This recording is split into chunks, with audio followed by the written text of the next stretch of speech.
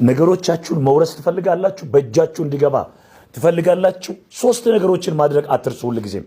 አንደኛ ወደፊት መራመድ አለባችሁ። ምንም ነገር ሲገጥማችሁ የትላንት ትዝታ፣ መሰበር፣ መጎዳት እንቅስቃሴያችሁን ገቶ ከሆነ አሁን እርምጃ ውሰዱ።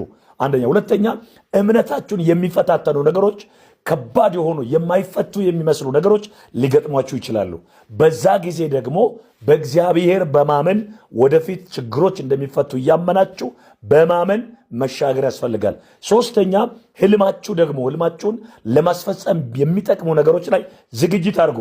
ይህንን ነው የምላችሁና ስንቅ ማዘጋጀት ወይም መጽሐፍ ቅዱስ ላይ ብዙ ጊዜ ተጠቅሷል። መዘጋጀት ህልምህን ለማሳካት የሚጠቅሙ ነገሮች አሉና እነኛን ነገሮች ሁል ጊዜ በዛ ላይ መስራት ያስፈልጋል።